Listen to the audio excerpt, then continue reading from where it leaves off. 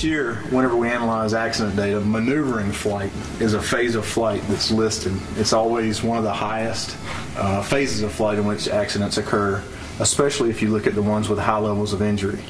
Now, what maneuvering flight means to the NTSB is usually 800 feet and below, maneuvering to get into position for a landing or an approach to an airport.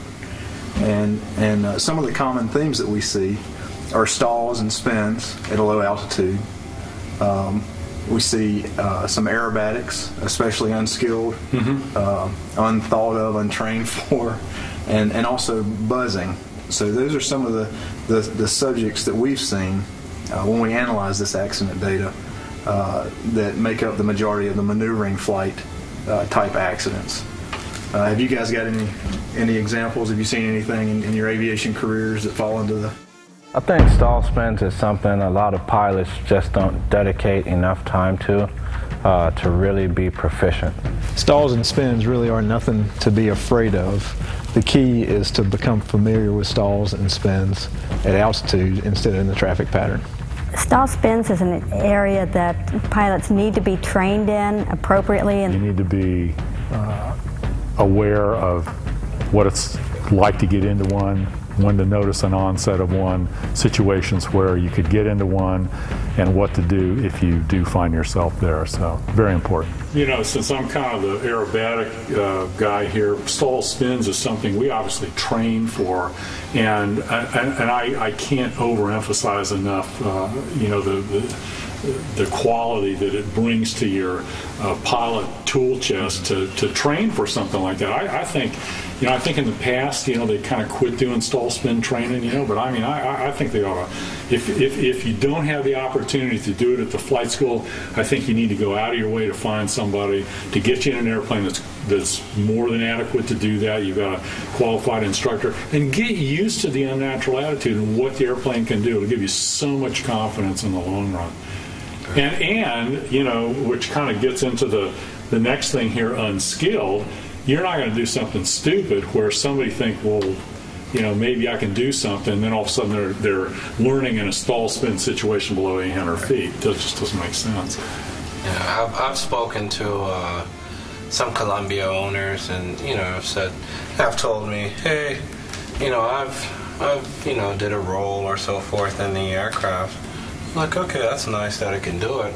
Then I'll ask them, how many spins do you have until you can't come out of the spin? And you never know the answer. And it's 2. You have 2 spins until you can, at least at the time by Columbia, that's what we were told. And to think about the thought behind that, you have these guys, you know, doing some basic aerobatic maneuvers in the aircraft and not knowing the limitations, the full limitations of the aircraft. I mean, you set yourself up for failure. Yeah. You know, a lot of times, and I saw in aerobatics where, you know, I mean, I learned in a Citabria and then moved up to a decathlon. And when you went to do a slow roll, in my first airplane I learned, and the engine wouldn't run upside down, so the engine would quit. So you really had to know how to do a slow roll to do a slow roll. And when you started getting people that could buy high-performance airplanes like a Pitt Special or something like that, it gives you the impression that you're a better pilot than you truly are. And I was very fortunate that I learned in an underperforming airplane, because in the end it made me a much better pilot, because a lot of times somebody will get in a high-performing airplane and literally all I got to do is throw the controls over, and I'm sure, and you know, your airplane is very similar, and you pull the nose up, it's easy to do a roll, and then they think, well, I can do that on takeoff, and you know, of course the first time they try it is low to the ground, or you know, people in high-performing airplanes, and it shows up in warbirds as well, do stupid things because they just don't understand what they can get away with and what they can't. They don't have the background behind them. And learning low is no place to learn. Yeah, and even in the traffic pattern, there's so many times where I see students, you know, going through the traffic pattern, and they slow down. They're not really paying attention to the other aircraft and the traffic, and keep on slowing down, and then they're cutting the corner. turning that base to final or that downwind to base, knowing in some cases you're already slow and they have the airplane banked, and then they're trying to add flaps rather than doing it when they're stabilized. And they set themselves up for failure because they're not paying attention to what's going on in the environment at low altitude. I can remember the very first spin that I ever did, and I would have hated for that to have happened from base to final. I was very happy that we were 4,000 or 5,000 feet.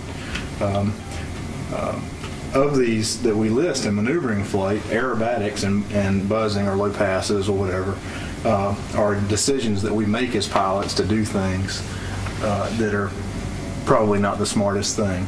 The stall and spin issue in the pattern is many times not something we're thinking about doing. It's not a decision we make to do. It's something that sneaks up on us. And what are some ways that you guys have found to keep your head in the game when you're in the traffic pattern? Speed, speed, speed. Yeah. I remember when I first flew the P-51, I heard all these horror stories about, if you got slow and you added the throttle, it'd flip over on its back and all that. And, I mean, literally, my first test flight, I had like 3 emergencies, and they were all benign, but at the time I didn't know. I mean, I didn't know how quickly the airplane cooled down when I took off. The radiator was over temp. I went to put the landing gear down. I got gear warning lights. The only thing I remembered turning it on final was keep the speed up, keep the speed up. And I think that speed is just critical. I mean, if you don't have speed, if you have speed, you're not going to stall spin. Yeah. I mean, unless you're trying to do a snap roll or something, some kind of whoopie-doo. But And I mean, when you think about it, how many pilots, have been flying for a number of years, actually go out to the practice area and practice stalls and spins, back to what you were saying. And very few do. They just get up, they want to fly somewhere, and that's it. And, understanding, okay, if you do get into a situation where you hear the stall warning horn, I mean, basic procedure, add full power, put in the right attitude. You get guys that just simply panic and for no reason, and you've lost the airplane. I think if you don't have the skills, you shouldn't be doing aerobatics below 800 feet. Whenever you're not trained, you're not in an aircraft that's equipped for aerobatic flight or designed for it, those can both be a recipe for disaster, especially when you're down low. Mutually exclusive. For normal people, it's not a good thing, especially if it's spontaneous.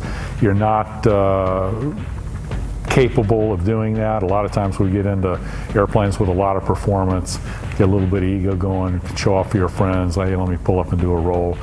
I've known a lot of people that have made that mistake and aren't here to tell about it. So think twice before you think about doing something like that.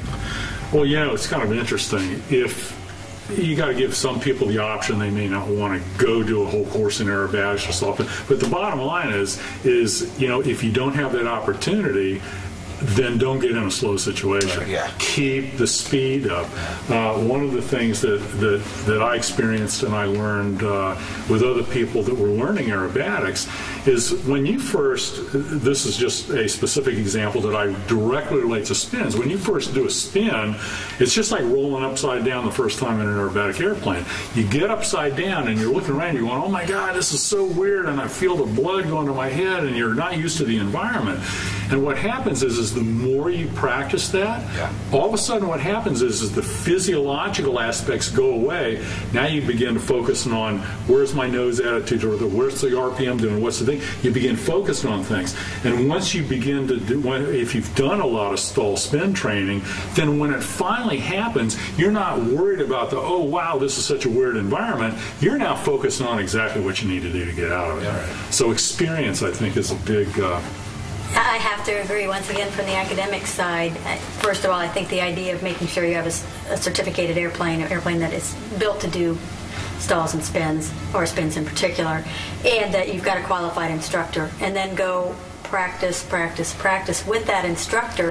And once again, from the academic brain side of things, it's no longer an unexpected event. Once it's, you know what to expect, you have a whole different processing in your brain, and you don't have that tunnel vision anymore, and you can go ahead and do what you need to do. Kermit's absolutely right, and in some of our research, which is ongoing as well, we're actually looking at how many times or how many lessons do you need in upset recovery training or spin training for that brain processing to go from the unexpected processing to the normal processing. And it's not as much as you would think. So even if you can only go out and take one lesson, or if it became mandatory again like it has in the European multi-crew pilot license realm, if it were mandatory training, then we would all have it, and I think we would see those numbers go down dramatically. You know, in the way old past, when we did have spins as a requirement, and it was great. Private pilots had to be able to do a 2-turn spin and come out on heading. And then you had to do 3 power-off, 180-degree accuracy landings. I don't think any of us could pass a 1940s practical test right now. I mean, I know I practice all the time. I don't know if I could.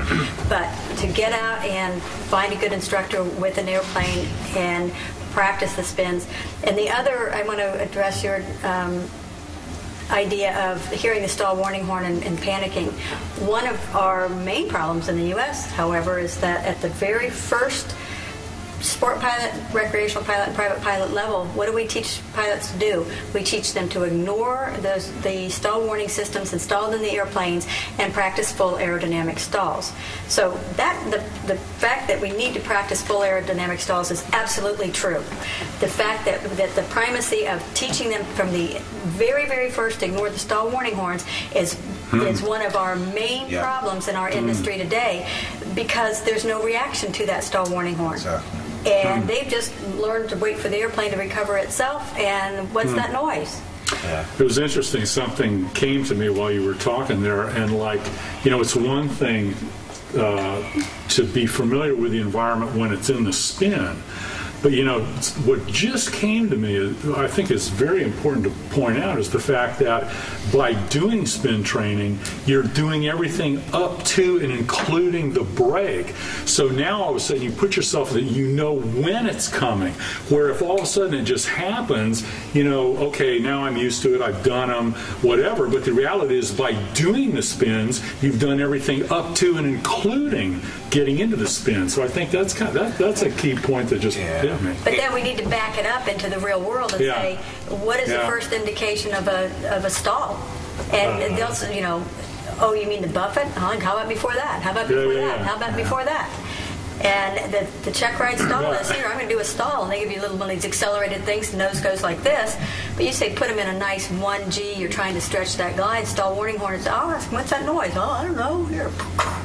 Well, generally it's like this, and then it snaps. It does that too. Yes. I mean, when you think about it, how many pilots know how to ride the stall as far as riding it on the horn? Just ride it right on that edge before it breaks. And back to your point, they no longer teach that. Well, that's supposed to be slow flight, or in the old days it was. Yeah, but I mean, now they don't even want to get that close to you riding on the horn. And coming in for landing, there are some times when I land into shorter runways or gusty conditions that I have to ride on the horn. I know what I'm doing, but I have to ride on the horn, coming in for landing. And, a lot of pilots, it's actually a lost art. And in the lighter airplanes, like ultralights and things like that, it's different than the heavier airplanes. Well, you just mentioned something with the lighter airplanes, and let's talk a little bit about experimental airplanes. I own an experimental airplane. Janine, I know you and your husband own one. I'm not sure what the count is, but I think you might have a one of the leading causes of injuries and accidents with experimental aircraft is this phase of flight, maneuvering flight. It occurs then. And there's a lot of studies, the FAA and the EAA are working together to figure out exactly how we can better educate our airmen. A lot of it comes down to, it's a high-performance airplane. They spend a lot of time building the airplane, and the level of proficiency with stalls and spins and slow flight and takeoffs and working through issues during takeoff with a new airplane, the skill set just isn't there. How would you recommend people handle that?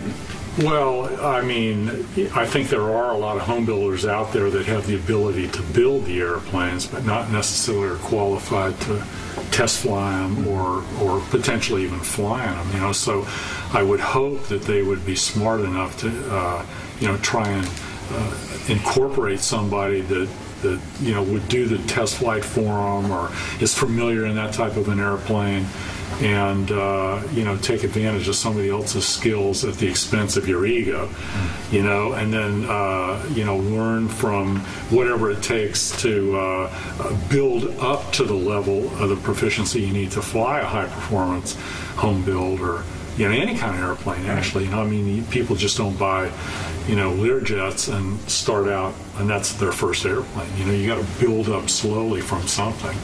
So people that are thinking about doing it as a joyride and don't approach it properly, don't do it. Definitely something, if you don't know what you're doing, you shouldn't do. And even if you do know what you're doing, you should have options of getting out of the situation. Why would anybody really want to spontaneously fly at a low altitude and perform a flight that they really hadn't planned for, that may sound fun at the time, but could end up in an unwanted outcome? People don't tend to plan very well whenever they do things like that, which leads to a lot of stall spin accidents after the buzz.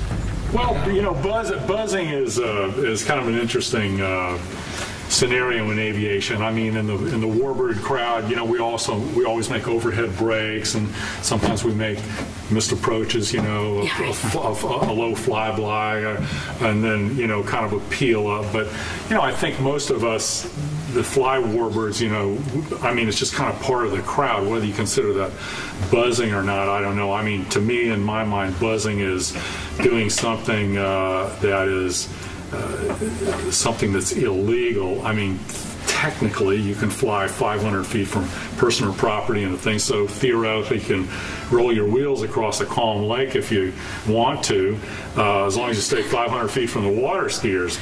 But the reality is, I think whether it's legal or not, we need to understand what our pilot capabilities are, what we're setting ourselves up for. If you're going to be a stunt pilot or somebody, that you need to approach it in a professional way and look at it in, what are the parameters here? What am I setting myself up for to make an impression on somebody that I shouldn't spend some time doing properly? If you're an airshow pilot, you learn how to fly. You start out at a high altitude. You slowly work yourself down, and you practice.